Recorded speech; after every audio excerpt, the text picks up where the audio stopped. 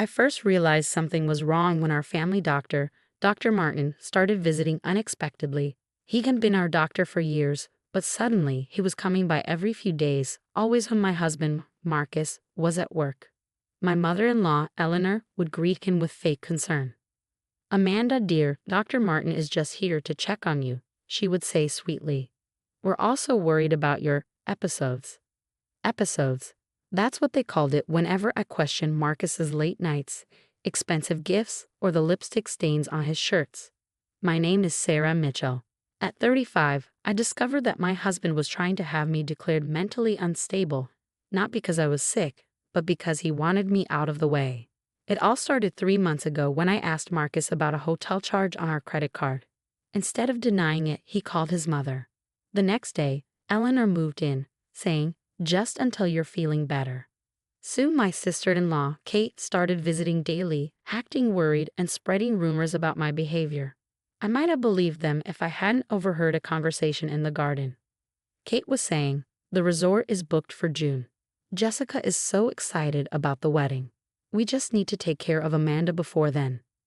Jessica, Marcus's young assistant, the one who sent him messages late at night. Eleanor replied, "Dr. Martin is waiting for the right moment. One more outburst, and he'll have enough to sign the papers.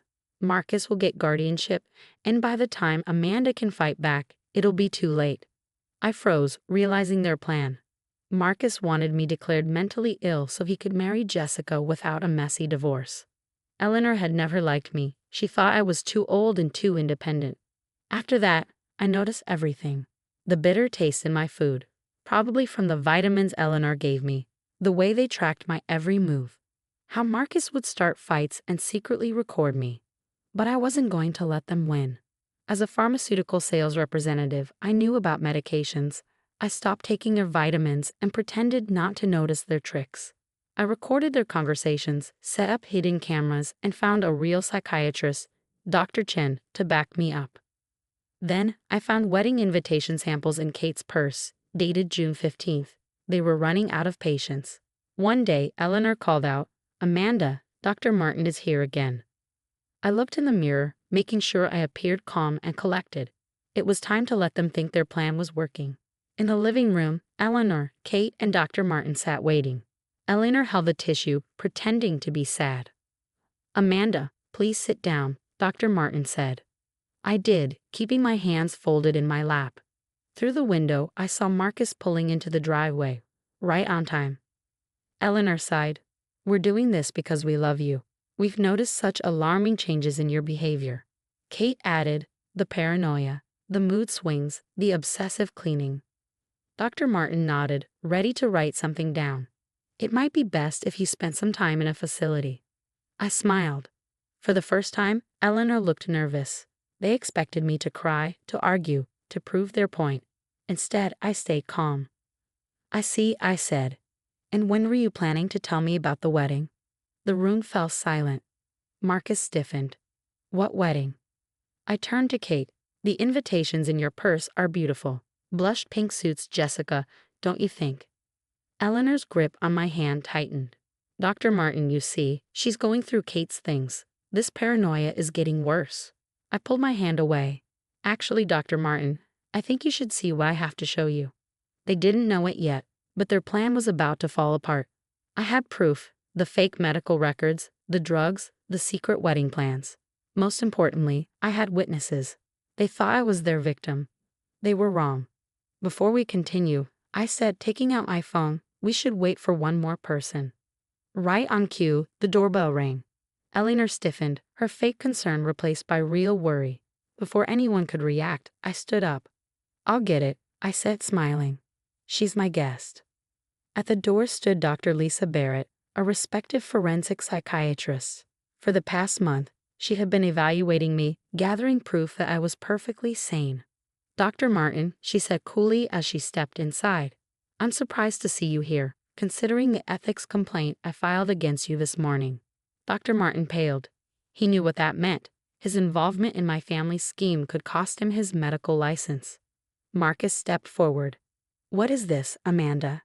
I sat down, feeling calmer than I had in months. "Let's talk about the medications Eleanor's been mixing into my food." That's ridiculous. Eleanor snapped, but her hands trembled as she clutched her tissue. Dr. Barrett set down her briefcase.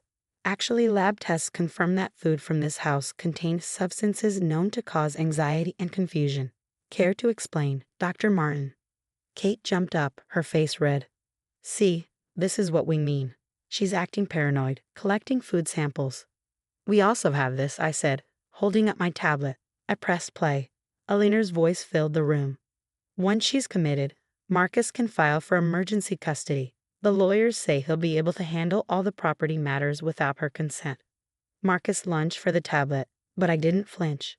That's just a copy. The originals are already with the authorities, along with the wedding invitations and your prenuptial agreement with Jessica. The room erupted into chaos. Eleanor sobbed, real tears this time. Kate shouted about privacy.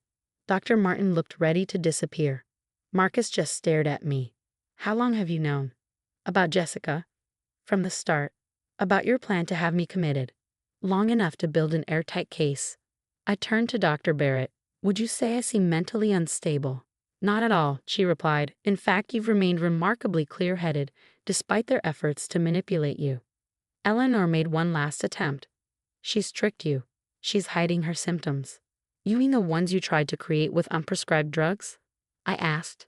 Our security cameras caught you tampering with my food. The police are very interested in that footage. The word police hit them like a slap. Marcus collapsed into a chair, pale. The police are involved.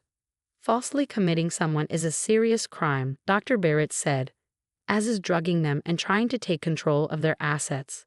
I stood smoothing my slacks. Divorce papers will be delivered tomorrow, and I've filed a restraining order against all of you. I turned to Eleanor. You should start packing. I want you out of my house within the hour. Eleanor scoffed. This house belongs to the family. Check the deed, I said. Marcus signed it over to me last year to avoid tax issues. One of the few times his shady accounting worked in my favor. Kate opened her mouth, but Marcus stopped her. He knew I was right. What do you want? He asked quietly. I want you to leave, I said simply. The police will be here soon, and I'm sure you'll want to call your lawyers first. They fled. Eleanor and Kate nearly tripped over each other. Dr. Martin mumbled about another appointment and rushed out. Marcus lingered at the door. I never thought you'd figure it out, he admitted. You always seemed so trusting? Naive? I finished. That worked in my favor. While you were busy underestimating me, I was documenting everything. After they left, Dr. Barrett helped me gather the last bits of evidence, more drugs hidden in the kitchen, notebooks full of their fake reports about me. Are you sure you want to press charges? She asked. You could just divorce him and move on. I thought about the fear they tried to instill in me, the way they tried to make me doubt my own mind. They need to face consequences, I said, not just for me, but so they never do this to anyone else. As I walked Dr. Barrett out, I caught my reflection in the window. I looked stronger. They had tried to break me, but instead, they had only proven how capable I really was. For the first time in months, the house was quiet, a peaceful quiet, the kind that comes from taking back control of your own story. 3 months after that confrontation, I sat in my lawyer's office reviewing the final divorce settlement. Marcus had tried to fight it at first, but the evidence was overwhelming.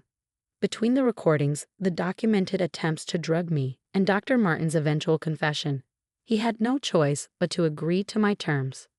Everything's been transferred to your name, my lawyer confirmed, sliding the papers across her desk. The house, your joint investments, and half of all marital assets. Plus, the restraining orders against Marcus, Eleanor, and Kate remain in effect. I signed where indicated, each signature feeling like another step toward freedom. What happened with Dr. Martin's medical license? Suspended pending further investigation. The medical board was particularly interested in Eleanor's admission that she'd been getting prescription medications from him to spike your food. The criminal charges had shocked our social circle. Eleanor's country club friends suddenly couldn't remember her name. Kate's wedding planning business lost most of its clients. Apparently, people were hesitant to trust someone who'd helped plot a false psychiatric commitment. As for Jessica, Marcus's young assistant turned would-be bride, she'd abandoned him the moment she realized there would be no luxury lifestyle waiting for her. Last I heard, she'd taken a job in another state, desperate to escape the scandal. I left my lawyer's office and drove to my favorite cafe, where my friend Beth was waiting. She'd been my rock throughout this ordeal, helping me gather evidence and keeping me sane when I doubted myself. "So it's really over," she said as I sat down. "How does it feel?" I thought about it as I stirred my coffee. Liberating. But also sad, in a way. Not because I miss them, but because I can't believe they thought so little of me that they believed their plan would work. "Their biggest mistake was underestimating you," Beth said firmly. "They saw what they wanted to see, the quiet, accommodating wife who would never fight back." She was right. For years I played that role, smoothing over conflicts and keeping the peace. Even when I first suspected Marcus's affair, I tried to fix things quietly. That's what they counted on, my tendency to avoid confrontation. "Did you hear about Eleanor?" Beth asked, lowering her voice. "She tried to join the hospital board last week. They turned her down flat. Apparently, conspiring to have someone falsely committed doesn't look good on a resume." I couldn't help but laugh. Eleanor had always been so proud of her social standing, her committee memberships, her position in society. Now she was experiencing what it felt like to be an outsider. Marcus wasn't faring much better. His law firm had asked him to take an indefinite leave of absence once the story broke. No one wanted a lawyer who had conspired to have his wife committed for convenience. "The house feels different now," I told Beth. "Peaceful. I repainted everything, rearranged the furniture. It finally feels like mine. And the new security system probably helps," she added with a grin. I smiled, thinking of the state-of-the-art cameras and alarms I had installed. Not because I was afraid, but because I'd learned the value of protecting what was mine. That evening I walked through my house, appreciating the quiet. The guest room where Eleanor had stayed was now my home office. Kate's favorite snooping spot in the garden had been replanted with roses. Every space they had tainted had been reclaimed and renewed. My phone buzzed with a text from Dr. Barrett. "Thought you'd want to know. The medical board's investigation is expanding. Looks like you weren't Dr. Martin's first convenient diagnosis." I wasn't surprised. People like them rarely tried something like this just once. But I had stopped their pattern, not just for myself, but for anyone else they might have targeted. As I got ready for bed, I caught myself smiling at my reflection. The woman in the mirror looked nothing like the one they had tried to paint as unstable. She was strong, confident, and utterly sane. Perhaps the sanest person in that whole situation. A year ago, I would have been devastated by their betrayal. But now I realized it had given me something valuable. The knowledge that I was stronger than anyone, including myself, had believed. I picked up my journal, a real one this time, not the fake symptom diary they had wanted me to keep, and wrote one final entry about the experience. They thought they could break me by making me doubt my own mind. Instead, they showed me exactly how strong it is. Sometimes the people who try to tear you down end up revealing just how unbreakable you truly are. The doorbell rang, pulling me from my thoughts. Through the security camera, I saw Beth holding up takeout bags and wine. A regular girls' night, something Eleanor had always disapproved of. I smiled and went to let her in. Life wasn't just back to normal, it was better than normal. I was free, strong, and surrounded by people who actually cared about me. Sometimes losing a toxic family is the healthiest thing that can happen to you. And the best revenge, living well, knowing they have to live with the consequences of their own actions.